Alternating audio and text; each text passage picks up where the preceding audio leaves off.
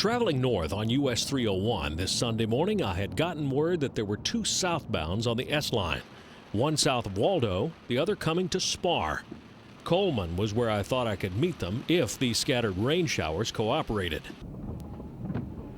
Coleman marks the end of the double track coming south out of Wildwood. It also marks where Seaboard's extension to Auburndale, Winter Haven, and Miami branched off the main line. Ripped up in the mid-1980s, there's little that marks that right-of-way now except gas line posts and some sporadic ballast. What would my Sundays be without Q453, Waycross to Miami? This morning, a curious four-engine lash-up led by a C44-9W, a standard cab Dash 8, an AC4400, and an ES44AH. And there would be more on this train before my day ended.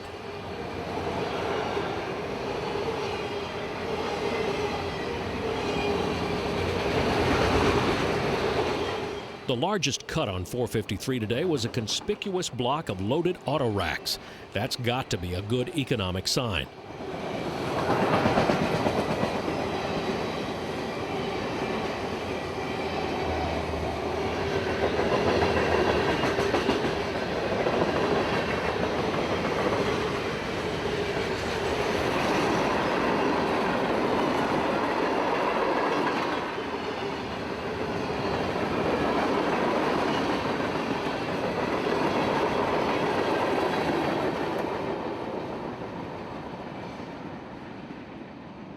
I didn't have time to move very far as another train was coming right up behind, so I repositioned south of the signal. You can't see the humidity in the air this morning, but you sure could feel it. Ditches were all full from constant weekend rains. I'll bet that kudzu grew 2 feet in this heavy air overnight.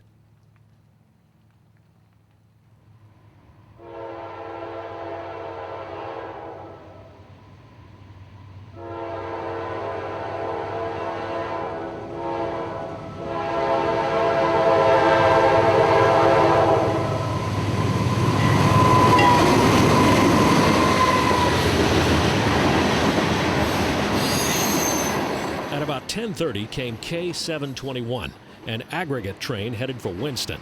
More standard cab Dash 8s.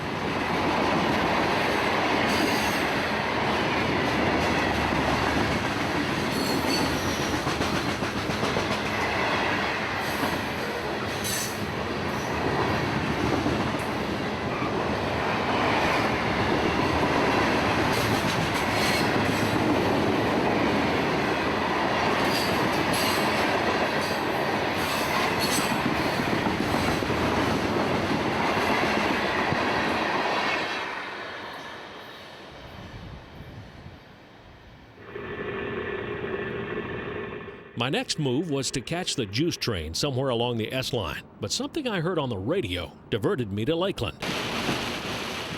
Down to Plant City and then eastward on I-4, the rains began again in force, bringing out one of my pet peeves, driving on the interstate in a rainstorm with emergency flashers on.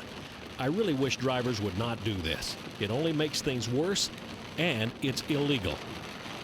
The activity that drew me to Lakeland was radio talk of a late crew bringing up 2 more engines to Q453.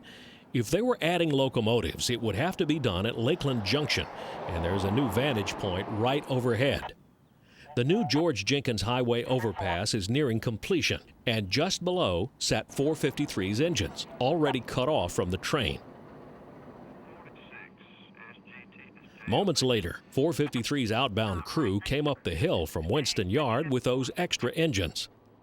The unmistakable confidence of dispatcher Sonia Thomas gave permission to the inbound crew to back onto the consist. 13 outbound crew after stopping Lakeland Junction. Permission to proceed by the stop signal Lakeland Junction.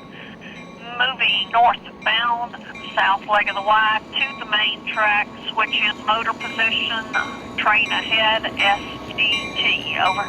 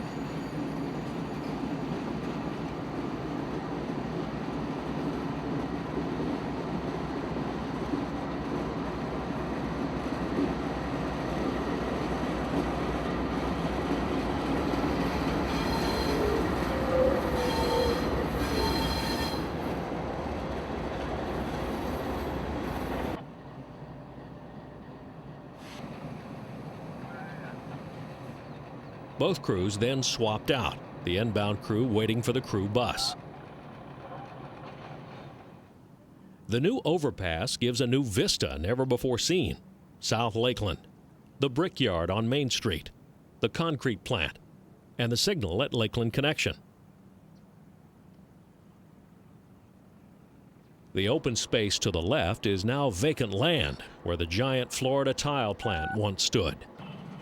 My time here would be cut short as another rainstorm was moving toward us. The view from the new bridge testifies so. That's Back Junction in the rain nearly a mile to our north, while the locomotive sits in sunshine. In addition to a handy shortcut for Lakeland drivers, I have a feeling the George Jenkins Bridge will soon be a mecca for rail fans. At the AR 856.2, Lakeland Junction, this is Danny Harmon. Out. All right, 91's at Cherry. We'll go behind him. Over. Signal indication. Thank you.